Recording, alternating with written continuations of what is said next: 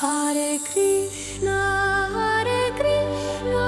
Krishna Krishna, Hare Hare, Hare Rama, Rama Rama, Hare Hare.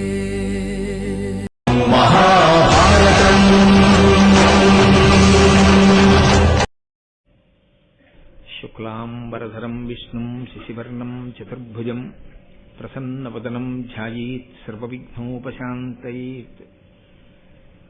గురుర్బ్రహ్మా గురుర్విష్ణుః గురుర్దేవో మహేశ్వరః గురుః సాక్షాత్ పరబ్రహ్మ తస్మై శ్రీగురవై నమః. వ్యాసాయ విష్ణురూపాయ వ్యాసరూపాయ విష్ణవే నమో వై బ్రహ్మనిధయే వాసిష్ఠాయ నమో నమః. కూజంతం రామ రామేతి మధురం మధురాక్షరం ఆరుహ్య కవితాశాఖాం వందే వాల్మీకికోకిలం. శ్రుతిస్మృతిపురాణానాం ఆలయం కరుణాలయం నమామి భగవత్పాదశంకరం లోకశంకరం. వాగర్ధావివ సంపృక్తౌ వాగర్ధప్రతిపత్తయే జగతః పితరౌ వందే పార్వతీపరమేశ్వరౌ. సూక్తిం సమగ్రయతున స్వయమేవ లక్ష్మీః శ్రీరంగరాజమహిషీ మధురైఃకటాక్షైః. వైదగ్ధ్యవర్ణకుడగుంభనగౌరవైర్యాం కండూలకర్ణకుహరాः కవయోధయంతి. హైమోత్ఫపుండ్రమజహన్మకుటం సునాసం మందస్మితం మకరకుండలచారుగండం. బింబాధరం బహుళదీర్ఘకృపాకటాక్షం శ్రీవేంకటేశముఖమాత్మనిసన్నిధత్తాం. విమలపటీ కమలకుటీ పుస్తకరుద్రాక్షసస్తహస్తపుటీ కామాక్షీ పక్ష్మలాక్షీ కలిత విపంచీ విభాసి వైరించీ. మనోజవం మరుతతుల్యవేగం జితేంద్రియం బుద్ధిమతాం వరిష్టం. వాతాత్మజం వనరయూధముఖ్యం శ్రీరామదూతం శిరసా నమామి. ఆపదామపహర్తారం దాతారం సర్వసంపదాం లోకాభిరామం శ్రీరామం భూయో భూయో నమామ్యహం. నారాయణం నమస్కృత్య నరం చైవ నరోత్తమం దేవీం సరస్వతీం వ్యాసం తతో జయముదీరయేత్. హరి ఓం. పరమేశ్వర స్వరూపైన సభకి నమస్కారం.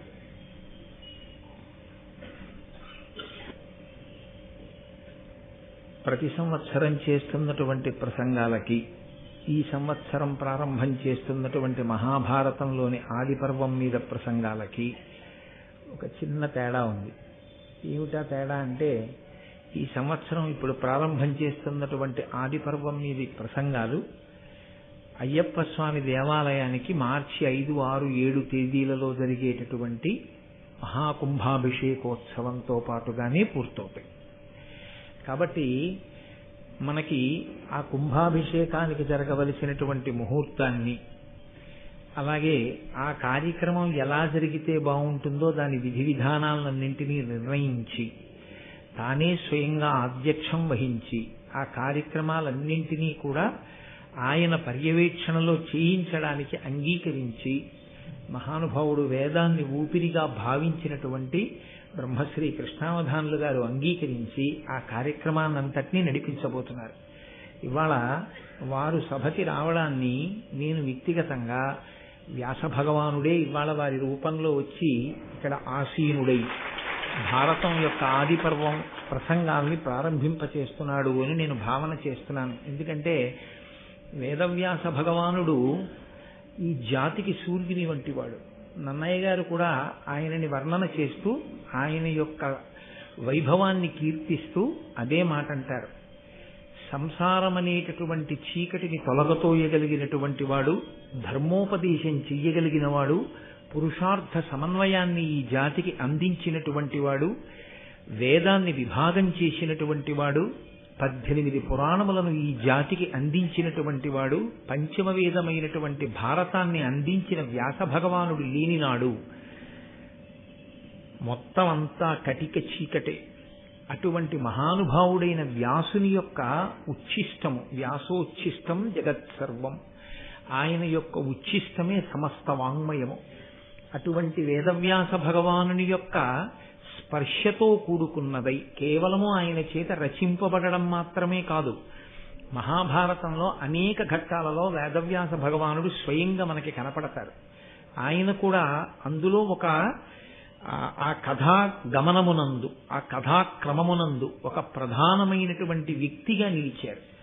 ఎందుచేత అంటే ప్రధానమైన పాత్ర అన్నమాట వాడకూడదు. ప్రధానమైన పాత్ర అన్నమాట ఎక్కడ వాడాలి అని శాస్త్రాలు చెప్తున్నాయంటే, కల్పితమైన సాహిత్యమైతే, అంటే ఎక్కడో కూర్చుని ఏదో కాలక్షేపానికి ఏదైనా జరగనటువంటి విషయాన్ని జరిగినట్లుగా మీకు వర్ణించి చూపించగలిగినటువంటి ప్రజ్ఞాపాఠవంతో రచింపబడినటువంటి గ్రంథమైతే, అందలి పాత్రలను అందులో ఆ కథాగమనంలో పోషించినటువంటి వ్యక్తిత్వములతో కూడినటువంటి ఆ పాత్రలు ఏమున్నాయో ఆ వ్యక్తులను పాత్రలు అని సంబోధిస్తారు. కానీ యథార్థముగా జరిగినటువంటి కథ, అందులో ఈషన్మాత్రము కల్పితం ఉండదు. ఏది జరిగిందో దాన్ని మాత్రమే రచన చేశారు, ఏది జరిగిందో దాన్ని మాత్రమే అందించారు. ఇతిహాసం, ఇది ఇలాగే జరిగినది, ఇది ఇంకొకలా జరిగినది కాదు. ఇలా జరగలేదని నువ్వు అనుకుంటున్నావేమో, కాదు కాదు, యథార్థముగా ప్రతి అక్షరము ఇందులో ఎలా చెప్పామో అలాగే జరిగినది. కాబట్టే శ్రీరామాయణ రచన యందు వాల్మీకి మహర్షి ఒక వ్యక్తి. ఆయన కూడా ఆ కథాగమనంలో ఆయన కూడా తన వంతు ఆ వ్యక్తిత్వాన్ని అందులో పోషించి కథకి పూర్ణత్వాన్ని సాధించి పెట్టారు. అలాగే మహాభారత రచన చేసినటువంటి వేదవ్యాసుడే మహాభారత కథాగమనమునందు కూడా ఒక గొప్ప స్థితిని పొంది, ఎప్పుడెప్పుడు కథాగమనము వైక్లభ్యమును పొందుతూ ఉంటుందో అప్పుడప్పుడు ధార్మికమైనటువంటి స్థితిలో మళ్ళీ ఆ వంశముల కొనసాగింపుకి, ధర్మం నిలబడడానికి తనదైనటువంటి పాత్ర, తనదైనటువంటి కృషి, తనదైన సహాయం అందచేస్తూ ఒక వ్యక్తిగా కథాగమనంలో నిలబడినటువంటి స్థితి. అందుకే వేదవ్యాస భగవానుడు లేనినాడు అసలు మనకి మహాభారతం కాదు, వేద విభాగం కాదు, అష్టాదశ పురాణములు కాదు, బ్రహ్మసూత్రములు కాదు, ఇవి ఏవీ అందేటటువంటి అవకాశం లేదు. అందుకే గురు పూర్ణిమ అన్న పేరుతో ఆషాఢ శుద్ధ పూర్ణిమ నాడు వ్యాస భగవానుణ్ణి మనందరం పూజ చేస్తాం. అటువంటి మహానుభావుడైనటువంటి వ్యాసుడు సంస్కృతంలో మహాభారతాన్ని ఇచ్చారు. మహాభారతము అన్న మాట ఒక్క భారతానికి మాత్రమే అన్వయం. రామాయణానికి కానీ భాగవతానికి కానీ ఈ మహత్ శబ్దాన్ని ప్రయోగం చేయరు. మహారామాయణము అని కానీ మహాభాగవతము అని కానీ అనరు. ఒక్క మహాభారతము అన్న మాట దేనికంటారంటే ఒక్క భారతానికే అంటారు. ఎందువల్ల అలా అనవలసి వచ్చింది అంటే, భారతము అన్న మాటలోనే భారము నిక్షేపింపబడి ఉంది. గ్రంథము భాగవతం కన్నా, శ్రీరామాయణం కన్నా చాలా విస్తృతి పొందినటువంటి స్థితిలో ఉంటుంది. అనేకమైనటువంటి శ్లోకాలు, 100,000 శ్లోకాలతో కూడుకున్నటువంటి మహోత్కృష్టమైనటువంటి ఇతిహాసము మహాభారతం. బరువుకి సంబంధించినంత వరకు అలాగే ఉంటుంది. 18 పర్వాలు. పర్వము అంటే కణుపు అని ఒక అర్థం. 18 పర్వములతో కూడుకున్నదై కొన్ని వేల మంది వ్యక్తులు అందులో కనపడుతూ ఉంటారు. ఇన్ని ఆఖ్యానములు, ఇన్ని ఉపాఖ్యానములు, ప్రతి చిన్న విషయాన్ని కూడా ఎక్కడ విస్మరించకుండా అందజేస్తాడు వ్యాస భగవానుడు. ప్రతి దాని వెనక ఒక్కటే ఆయన యొక్క ఉద్దేశ్యం స్పష్టంగా కనపడుతుంటుంది. ఈ జాతికి ధర్మాన్ని అందించాలి. భారతము అన్న మాటకి, భారతము అని ఆ గ్రంథమునకు ఉన్న పేరు వెనక ఉన్న విశేషం అదే.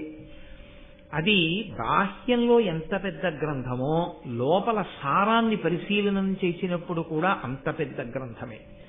అందుకే పెద్దలైన వారు ఒక మాట అంటూ ఉంటారు, అసలు మహాభారతమును విననివాడు, మహాభారతము చెప్పనివాడు, మహాభారతము చదవనివాడు విద్వాంసుడే కాడు.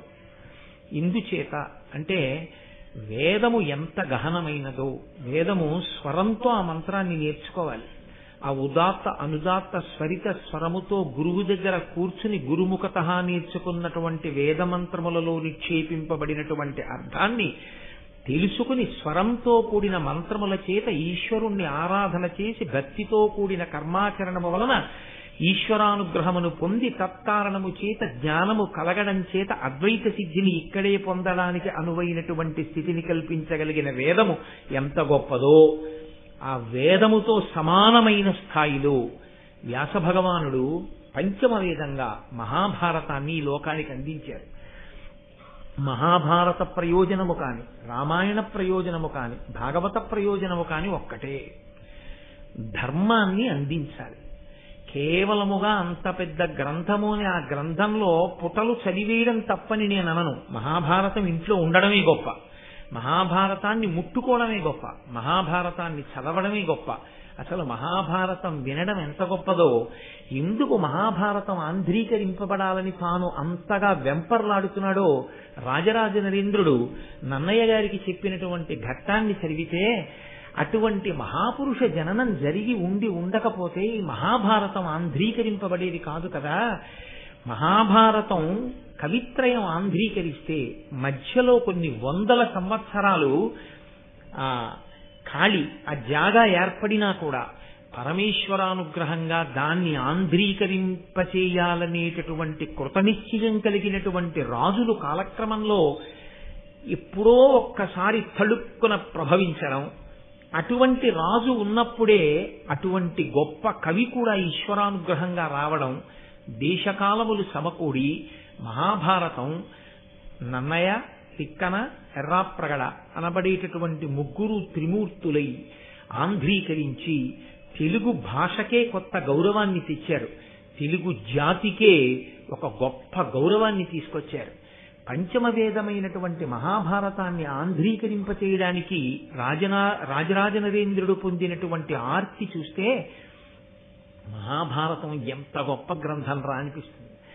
భారతాన్ని చదవడం ఎంత కష్టమో భారతంలో ఉండేటటువంటి ధర్మ సమన్వయం చేసుకుని జీవితాన్ని అభ్యుదయ పథంలో నడిపించుకోగలిగినటువంటి స్థితప్రజ్ఞతని పొందడం కూడా అంతే కష్టం. మహాభారతం జాగ్రత్తగా చదివితే అయ్య బాబోయ్, నిజంగా మహాభారతంలో చెప్పిన ధర్మంలో మనం ఏ పాటి నిలబడగలుగుతున్నాం అనిపిస్తుంది. మీరు ఒక్క విషయాన్ని గమనించవలసి ఉంటుంది.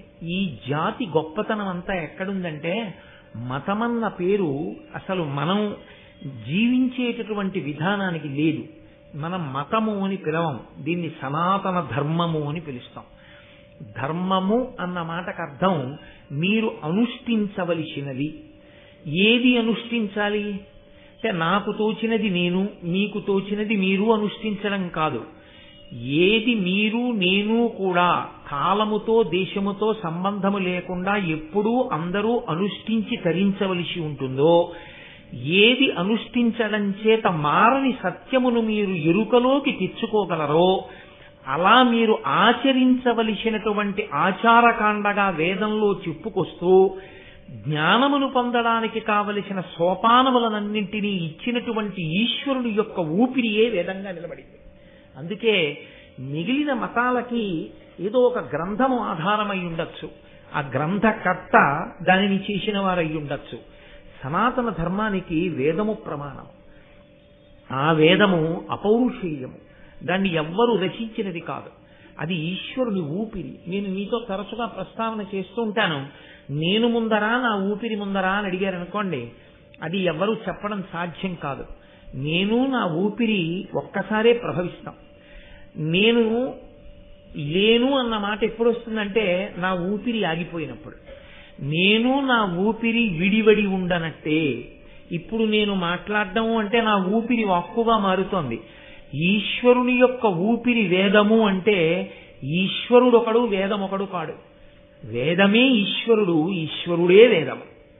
కాబట్టి ఆ వేదమే ప్రమాణము. ఈశ్వరవాక్కు ఏదుందో అది ప్రమాణము, అది ధర్మము. వేదము ఏం చెప్పిందో దాన్ని మాత్రమే మనం పాటిస్తాం. వేదము ఆచారకాండనిస్తుంది. ఆచారము అన్న మాటకు అర్థం నువ్వు ఇలా ప్రవర్తించు, నువ్వు ఈ కార్యాన్ని ఇలా చెయ్యి. ఎందుకు అలా చెయ్యడం? చేదస్తం కోసమా? కాదు. మనసుకి ఏదో ఒక ఆలంబనం లేకపోతే అది పిచ్చెక్కిన కోతిలా ఏదో విషయాల్ని పట్టుకుని ఆలోచిస్తూ ఉంటుంది.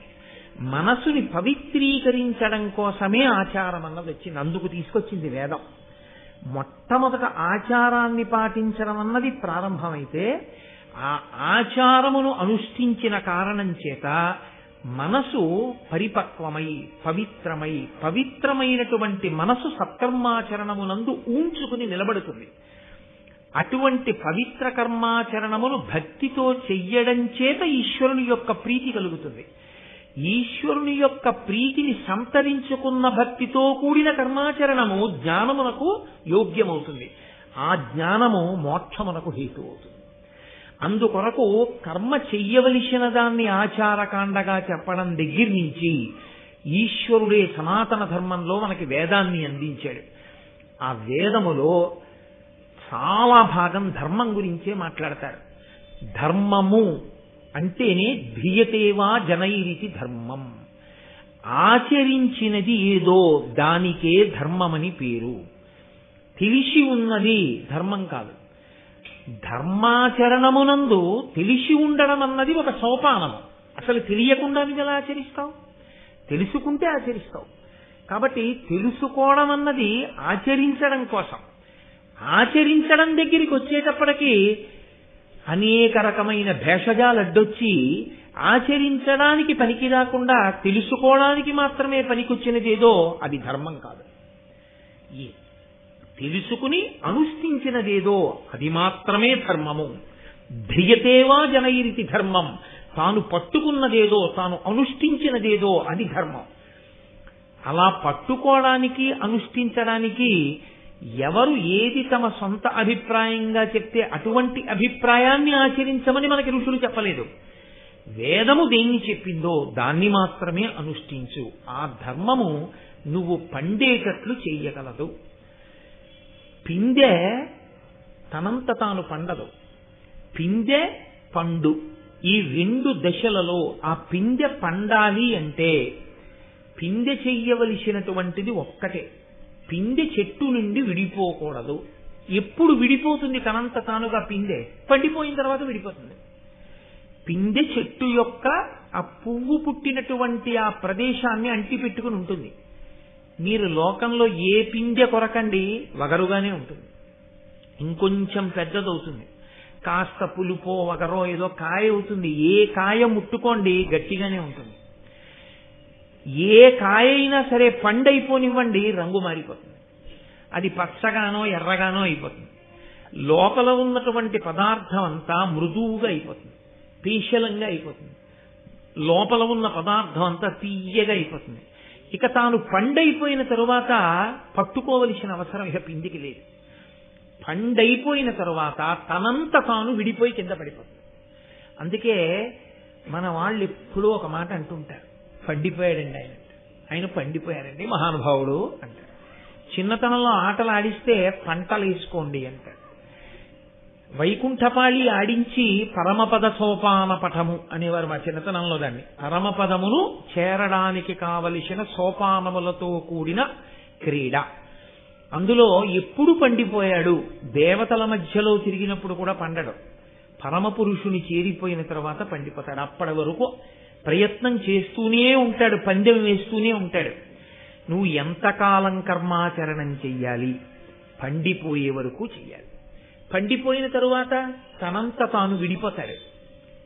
ఇలా పండిపోవడానికి కావలసిన ప్రాతిపదికను అందించడమే ధర్మాన్ని అందించడం. ఈ ధర్మాన్ని అందించేటటువంటి ప్రక్రియలో సనాతన ధర్మమునందున్నంత పరిశ్రమ, సనాతన ధర్మమునందున్నంత బోధ నీకు ఇంకెక్కడా కనపడదు. దాని కొరకే యథార్థమునకు సమస్త వాంగ్మయం వచ్చింది. అందుకే మీరు క్రతువు చెయ్యండి, మీరు ఒక ప్రవచనం చెయ్యండి, మీరు ఏదైనా చదువుకోండి, ఆఖరణ మనందరం చెప్పే మాట ఒకటే, 3 మార్లు ఓం శాంతి శాంతి శాంతి. మాకు శాంతి కావాలి. ధర్మము దేని కొరకు వచ్చిందంటే ఇదిగో ఈ శాంతిని పొందడానికి వచ్చింది. నువ్వు శాంతంగా ఉండాలి, ఇంకొకరిని శాంతంగా ఉండనివ్వాలి. పరమేశ్వరుడే ఈ పిండాండాన్ని సృజించాడు. పరమేశ్వరుడే బ్రహ్మాండాన్ని సృజించాడు. పరమేశ్వరుడు దీనికి కన్నులు పెట్టాడు. పరమేశ్వరుడు బయట జలపాతం పెట్టాడు. పరమేశ్వరుడు ఇక్కడ పళ్ళు పెట్టి నాలుక పెట్టాడు. పరమేశ్వరుడు బయట యాపిల్ పండు పెట్టాడు. పరమేశ్వరుడు ఇక్కడ కంఠం పెట్టాడు, పరమేశ్వరుడు బయట నీళ్లు పెట్టాడు. పరమేశ్వరుడు తిన్నదాన్ని జీర్ణం చేసి మిగిలిన పిప్పిని విడిచిపెట్టేటటువంటి స్థితిని ఈ పిండాండానికి ఇచ్చాడు. ఈ విడిచిపెట్టిన దాన్ని పుచ్చుకొమ్మని బ్రహ్మాండాన్ని శాసించాడు. బ్రహ్మాండంలో ఉన్నటువంటి భోగాలని నువ్వు అనుభవించవద్దు అని ఈశ్వరుడు శాసనం చెయ్యలేదు, అనుభవించమని ఆయన చెప్పాడు. కానీ నీకున్న బలమెంతో దాన్ని బట్టి నువ్వు అనుభవించడం కాదు, నీ బలాన్ని శక్తిని బట్టి కాదు అనుభవించవలసింది, ఈశ్వరుడు చేసిన నియమానికి నువ్వు బద్ధుడవై అనుభవించవలసి ఉంటుంది తప్ప నాకింత శక్తి ఉంది కదా అని శక్తిహీనులైనటువంటి వారిది నీవు అనుభవించడాన్ని మనకి శాస్త్రములు అంగీకరించు. అక్కడ వచ్చింది ధర్మం అన్నమాట. ఆ ధర్మం అన్న మాట లేకపోతే బలవంతుడైన వాడు బలహీనుడైన వాడిని కొట్టుకు తింటాడు. అందుకే ఈ ధర్మము అన్న మాట సనాతన ధర్మంలో ఎంత దూరం వరకు వెళ్ళిపోయిందో తెలుసా అండి. యుద్ధ భూమి అని ఒక భూమి, ఇంట్లో అగ్నిశాల అని ఒక గది, అక్కడికి తీసుకెళ్లి అగ్నిహోత్రాలని పెట్టుకుంటారు. పూజ గది ఒక గది, పడక గది ఒక గది.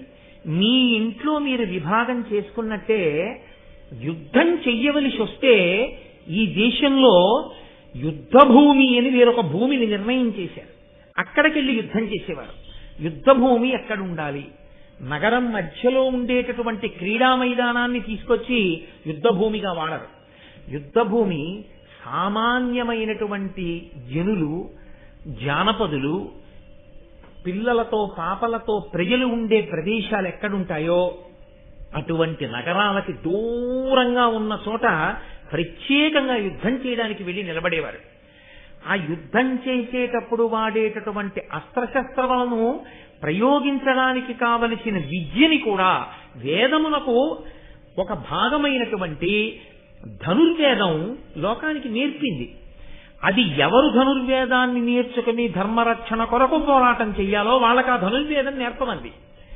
వాళ్ళు యుద్ధం చేసేటప్పుడు మాత్రం ఊరి మధ్యలో నిలబడి మిగిలిన వాళ్ళకి ఇబ్బంది కలగకుండా యుద్ధం చేసేవాళ్ళు ఊరి బయటికి వెళ్ళి యుద్ధ భూమిలో నిలబడి యుద్ధం చెయ్యండి. యుద్ధం చేసేటప్పుడు కూడా సూర్యోదయాత్పూర్వము కాని సూర్యాస్తమయానంతరము కాని యుద్ధము లేదు. మీరు మహాభారతాన్ని పరిశీలిస్తే వ్యాసభారతంలో ఒక అద్భుతమైన ఘట్టం. యుద్ధం పూర్తయి సూర్యాస్తమయం అయింది, ఇంకా కాసేపు ఆగితే ప్రాయశ్చిత్తంతో సంధ్యావందనం చెయ్యాలి. భీష్మాచార్యుల వంటి మహాపురుషులు సూర్యాస్తమయమై రథం ఇలా కిందకి దిగగాని ఇంటికి వెళ్లి స్నానం చేసి సంధ్యావందనం చెయ్యడానికి కూర్చుని అర్ఘ్యప్రదానం చేస్తే ప్రాయశ్చిత్తంతో చెయ్యవలసి వస్తుంది. కనుక స్నానం చెయ్యకపోయినా పంచభూత స్నానం మనకుంది, శాస్త్రం అంగీకరించింది. కాశింత పృథివిని తీసి తల మీద వేసుకుని వారు అక్కడే ఉన్నటువంటి యుద్ధభూమిలో మట్టిని తీసి సూర్య భగవానుడికి అర్ఘ్యంగా విడిచిపెట్టేశారు మహాభారతంలో. అంటే నీ విహిత కర్మాచరణం నువ్వు చెయ్యవలసి వస్తే ఆ సమయంలో నువ్వు స్నానం చేసిలేవన్న బెంగ కూడా నీకు లేకుండా శాస్త్రం చూసింది. సంధ్యావందనం చెయ్యాలా, స్నానం చెయ్యడానికి ఇబ్బంది వచ్చి సంధ్యావందనం మానేయాలా అన్న ప్రశ్న వస్తే ఇంత విభూతి తీసి నీ తల మీద వేసుకో, ఇంత విభూతి తీసి పెట్టుకుని సంధ్యావందనం చెయ్యి, తప్ప సంధ్యావందనం మానద్దని చెప్పి అంత గొప్ప ధర్మం నేర్పింది. ఒక యుద్ధ భూమికి వెడితే నగారా మోగించేవాడు ఉంటాడు, ఒక యుద్ధ భూమికి వెడితే అందరికీ నీళ్లు అందించేవాడు ఉంటాడు, రాత్రి వీళ్ళు వచ్చేటప్పటికి శిబిరాల్లో అన్నం వండేవాళ్ళు ఉంటారు. వాళ్ళ జోలికి వెళ్లి వాళ్ళని చంపకూడదు, పారిపోయేవాడిని చంపకూడదు, ధనస్సు విరిగి ఇంకో ధనస్సు పట్టుకుంటున్న వాడిని చంపకూడదు, విమ్మిచ్చిన వాడిని చంపకూడదు, చుట్టూ నిలబడి అందరూ కలిసి ఒక్కడిని చంపకూడదు, యుద్ధం చెయ్యకుండా పరాకుగా ఉండి యుద్ధానికి విముఖుడై ఉన్నవాడి మీద బాణం వేసి చంపకూడదు, యుద్ధానికి తాను సిద్ధపడి ఎదురొడ్డి నిలబడిన వాడిని మాత్రమే చంపాలి. ఎక్కడున్నా ఇన్ని ధర్మాలు నాకు చెప్పండి. తరువాతి కాలంలో జరిగిన యుద్ధాలు మీకు తెలుసు. అమాయకులైనటువంటి ప్రజలు, ఏ పాపం తెలియని వాళ్ళు రాత్రుళ్ళు నిద్రపోతుంటే నగరాల మీద తీసుకొచ్చి బాంబులు వీసినటువంటి ఘన చరిత్ర మిగిలిన చోట్ల ఉంటే యుద్ధ భూమి యందు పాటించవలసిన ధర్మాన్ని కూడా చెప్పి అలాగే సంధ్యావందనం చేసి అలాగే యుద్ధం చేసినటువంటి జాతికి వారసత్వం మనది. అంత గొప్ప ధర్మం ఈ జాతిది. ప్రతి చోట ధర్మమే. ధర్మము తప్పి బ్రతకడం కన్నా ధర్మాచరణమునందు శరీరాన్ని విడిచిపెట్టడమే శ్రేయస్కరమని నమ్మి బతికారు. అంత గొప్పగా ధర్మ ప్రబోధం చేశారు. ఆ ధర్మమే పోయిన నాడు నీవు ఉన్నా ఒకటే, లేకపోయినా ఒకటే. కాబట్టి ఆ ధర్మాన్ని 1కి 10 మార్లు లోకానికి బోధ చెయ్యాలి. ప్రతి వారికి ధర్మాన్ని అందించాలి. ఈ అందించడం కోసం వచ్చినటువంటి మహోత్కృష్టమైన ఇతిహాసమే మహాభారతం. భారతము భరతవంశమునకు సంబంధించిన కథ అని ఒక ప్రతీతి కాదు. మీరు జాగ్రత్తగా ఆలోచిస్తే భా అంటే కాంతి, భా అంటే కాంతి అన్న అర్థమే మీరు వేరొక రకంగా చూస్తే జ్ఞానమే కాంతి. జ్ఞానము అన్నది కలిగితే ఆ జ్ఞానమన్న కాంతి యందు యథార్థమైన వస్తువు కనపడుతుంది. ఆ కాంతి లేకపోతే చీకట్లో దుంగకి దొంగకి తేడా తెలియనట్లు, త్రాటికి పాముకి తేడా తెలియనట్టు, అజ్ఞానమనేటటువంటి కాంతి కలగనంతసేపు సత్య వస్తువుకి అసత్య వస్తువుకి భేదం గోచరించదు. కాబట్టి అటువంటి సత్య వస్తువు ఎరుకలోకి రావాలి అంటే జ్ఞానమనేటటువంటి కాంతి కలగాలి. ఆ జ్ఞానమనేటటువంటి కాంతి కలగాలి అంటే నా ఒంట్లో బలం ఉంది కదా అని నేను భోగం అనుభవించకూడదు. నాకు శక్తి ఉంది కదా అని నేను ప్రకృతిలోంచి నాకు అవసరం ఉన్నదానికన్నా ఎక్కువ నేను పుచ్చుకోకూడదు. నేను ఏదైనా అన్నా వాడు తిరగబడలేడు కదా అని నేను వేరొకడిని హింసించకూడదు. నేను ఈశ్వరుడికి జవాబుదారీగా బ్రతకవలసినటువంటి నియమావళిని, ఆ చట్టాన్ని తెచ్చి మనకు అందించారు. అదే ధర్మచక్రం. ఆ చక్రం ఎప్పుడూ తిరుగుతూనే ఉంటుంది. ఆ ధర్మం అనేటటువంటిది చక్రము తిరుగుతూ ఉంటుంది. తిరుగుతున్న చక్రము, తిరుగుతున్న ధర్మము కదిలే ధర్మాన్ని పట్టుకుని కదలని సత్యములోకి వెళ్ళిపోతాడు. చిట్ట చివర ఆ సత్యము ఎరుకలోనికి వచ్చిన తరువాత తనకన్నా వేరొక వస్తువు లేదు, సమస్తము ఇదే, అద్వైతం. రెండవ వస్తువు లేదు, ఉన్నదా ఒక్కటే అన్న ఎరుక కలిగిన తరువాత ఆ ఎరుక యందే నిలబడి ఈ శరీరాన్ని విడిచిపెట్టిన వాడెవడో వాడు మళ్లీ పుట్టవలసినటువంటి అవసరం లేని స్థితికి వెళ్ళగలుగుతాడని ధర్మ ప్రబోధాన్ని చేసే కావ్యాలు, పురాణాలు. అందులో ఆ జ్ఞానమునందు రథ అంటే రమించాలని కోరుకునే వాళ్ళు ఎవరున్నారో మాకు ఆ జ్ఞానము కావాలి, ఆ జ్ఞానమును పొందడానికి మేము ధర్మాన్ని ఆచరిస్తాం, మాకు ఆ ధర్మం తెలుసుకోవాలనుంది, మేము ధర్మాన్ని పట్టుకుంటాం అని కోరుకున్న వాళ్ళు ఎవరున్నారో అటువంటి వాళ్ళందరి కోసం ఆనాడు మహానుభావుడైనటువంటి వ్యాసుడు భారతాన్ని మనకి అందించాడు. ఆ భారతమే తదనంతర కాలంలో వ్యాస భగవానుని యొక్క ప్రతిరూపంగా ఎందరో మహాపురుషులు ఆనాటి నుండి ఈనాటి వరకు మహాభారత ఇతిహాసాన్ని లోకానికి ప్రవచన రూపంలో అందచేస్తూనే ఉన్నారు. అందుకే మహాభారత ప్రవచనం ఎక్కడ దొరుకుతుందో అక్కడ ప్రీతి పొందేవాడు పరమేశ్వరుడు కాదుట. ఎవరు ప్రీతి పొందుతాడో తెలుసా అండి? వ్యాస భగవానుడు ప్రీతి చెందుతాట. నేను నా జాతి ధర్మం పట్టుకుంటుందని, నా వారసులు జ్ఞానం కోసం అలమటిస్తారని, నేను అందించే ఈ ధర్మాన్ని వాళ్ళు పట్టుకుంటారని ఇంత గొప్ప గ్రంథాన్ని రచించి అందించాను. వీళ్ళు ఇంత సంతోషంతో భారతాన్ని చెప్పుకుంటున్నారు, వీళ్ళింత సంతోషంతో భారతాన్ని వింటున్నారని ఎక్కడెక్కడ భారతం మీద ప్రవచనం ప్రారంభమవుతుందో అక్కడక్కడ వ్యాస భగవానుడు ఏదో ఒక రూపంలో వచ్చి కూర్చుంటూనే ఉంటాడు. కాబట్టి అది వ్యాస భగవానుడు సంతోషిస్తే ఇంకంతకన్నా మన జీవితాలకి కావలసినటువంటి ఆ ఉత్కృష్టత, మన జీవితానికి సాఫల్యం ఇంకేముంటుంది మీరు ఆలోచించండి. అంత గొప్ప గ్రంథం, అంత గొప్ప ఇతిహాసం మనకి మహాభారతం. ఆ మహాభారతం కేవలం సంస్కృత భాషలో ఉండిపోయింది చాలా కాలం. ప్రత్యేకించి ఆంధ్రీకరింపబడలేదు, తెలుగు భాషలోకి రాలేదు. ఈశ్వరుని యొక్క అనుగ్రహం, పరదేవతా సంకల్పం, ఆ తల్లి ఒక్కొక్కసారి అనుగ్రహించాలి అని సంకల్పం చేస్తుంది. ఆవిడే దానికి కావలసినటువంటి పనిముట్టు కూడా ఆవిడే తెచ్చుకుంటుంది. అటువంటి పనిముట్టు తెచ్చుకోవాలి అంటే మంత్రభాగమునందు శ్రద్ధ కలిగిన వాడై ఉండాలి. మననాత్ త్రాగితే ఇది మంత్ర. ఎవరు శ్రద్ధాభక్తులతో మళ్లీ మళ్లీ మళ్లీ మళ్లీ జపం చేస్తారో వారిని రక్షించగలిగినటువంటి శబ్ద విస్ఫోటన శక్తి సమాహారమునకు మంత్రమని పేరు.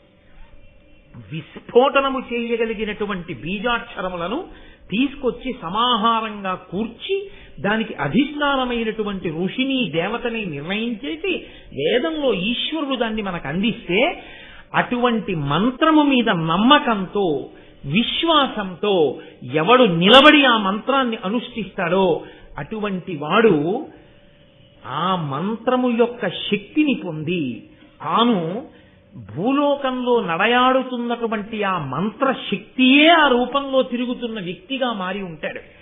కాబట్టి అటువంటి వ్యక్తి జన్మించాలి అంటే అది కాకతాళీయంగా జరిగేటటువంటి విశేషం కాదు. దానికి పరమేశ్వరుని యొక్క కృప ఉండాలి, పరదేవతానుగ్రహం ఉండాలి. ఉంటే తప్ప అసలు సంస్కృతంలో ఉన్న భారతాన్ని ఆంధ్రీకరించి అందించగలిగినటువంటి మహాపురుష జననం జరగదు.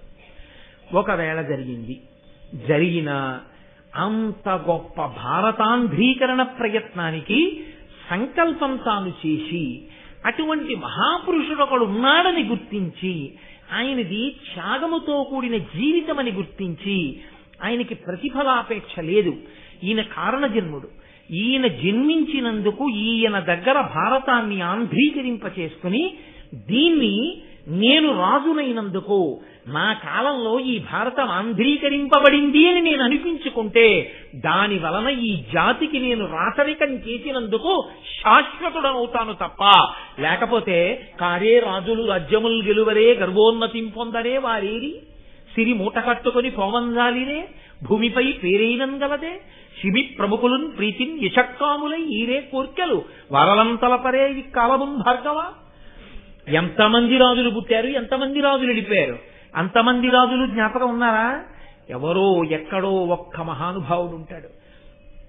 ఆయన అన్ని రాళ్ల మధ్యలో ఉన్న సాలగ్రామాన్ని గుర్తించి అన్ని రాళ్లని పక్కకి తోసి సాలగ్రామాన్ని తీసుకొచ్చి నీట కడిగి అభిషేకం చేసి మెత్తటి దూదితో తుడిచి గంధం రాసి బొట్టు పెట్టి పూజామందిరంలో పెట్టి పూజించి సాలగ్రామం యొక్క ఆరాధన చేత సాలగ్రామమునందున్నటువంటి దేవతల యొక్క అనుగ్రహాన్ని పొందినటువంటి ఆరాధకునిలా ఇన్ని రాళ్ల మధ్యలో సాలగ్రామం ఉన్నట్టు తన రాజ్యంలోనే ఇంతమంది గృహస్థుల మధ్యలో ఒక గృహస్థుగా, ఇంతమంది వేదం చదువుకున్న వాళ్లలో తాను ఒక వేదం చదువుకున్నవాడిలా, ఇంతమంది మంత్రజపం చేసే వాళ్లలో తాను ఒక జపం చేసుకునేవాళ్ల, ఇంతమంది ఉభయ భాషా ప్రవీణులలో తాను ఒక ఉభయ భాషా ప్రవీణుడిగా కనపడుతూ తాను ప్రత్యేకంగా మహాభారతాన్ని ఆంధ్రీకరించగలిగిన ప్రజ్ఞతో కూడినున్న వాళ్ళను అన్న మాట కూడా అతిశయంతో ఎక్కడా చెప్పనటువంటి వ్యక్తిని గుర్తించగలిగినటువంటి ప్రజ్ఞ ఒక రాజు యందు ప్రచోదనం కావాలంటే అది కూడా పరదేవతానుగ్రహమే. పరదేవత ఒక రాజు యందు ఆవిడ ఆవహించి అటువంటి కోరిక పుట్టించాలి. ఎందుకు ఆంధ్రీకరిస్తారు? ఆంధ్రీకరించి అందించడానికి ఎంత కష్టపడితే, ఎంత తాపత్రయపడితే, వాళ్ళు ఎంత వ్యగ్రతని పొందితే, వాళ్ళ శరీరము ఎంత ఖేదాన్ని పొందితే నన్నయ్య గారు భారతాన్ని ఆంధ్రీకరించుంటారు, తిక్కన సోమయాజి భారతాన్ని అందించుంటారు, ఎర్రాప్రగడ భారతాన్ని అందించుంటారు. వారికి ఎందుకు అందించాలన్న కోరిక పుడుతుంది. మీకు శక్తి ఉంది రాయబోయే భారతాన్ని అంటే రాస్తారా? భారతాన్ని ఎందుకు ఆంధ్రీకరింపబడాలని కోరుకుంటున్నాడో ఆయన నోటితో ఆయన చెప్పినప్పుడు ఆయన తోడి తనకున్నటువంటి స్నేహ విశేషం చేత ఆయన శీలాన్ని విచారణ చేసినటువంటి సమర్థుడైన ఆంధ్రీకరించగలిగినటువంటి కవి రూపంలో భూమి మీద తిరుగుతున్నటువంటి ఈశ్వరుని యొక్క ప్రజ్ఞా విశేషము కలిగినటువంటి ఆ కారణ జన్ముడు రాజు చెప్పిన మాట యథార్థమని గుర్తించి ప్రచోదనాన్ని పొందితే ఆ సంతోషంతో ఆనందంతో త్యాగేనైకే అమృతత్వమానసహు ఇవాళ నేనందించేటటువంటి ఈ భారతం రాబో కాలంలో ఇన్ని కోట్ల మందిని తెరింపచేస్తుందో, ఎంతమందికి ధర్మాన్ని అందిస్తుందో, కాబట్టి నేను ఆంధ్రీకరించవలసిందే అని తనకున్నటువంటి పాండితీ ప్రకర్షని, తనకున్నటువంటి ప్రజ్ఞా విశేషాలని రంగరించి ఘంటం పట్టుకుని ఆంధ్రీకరించి వాళ్ళు ఏమీ కోరకుండా ఆ భారతాన్ని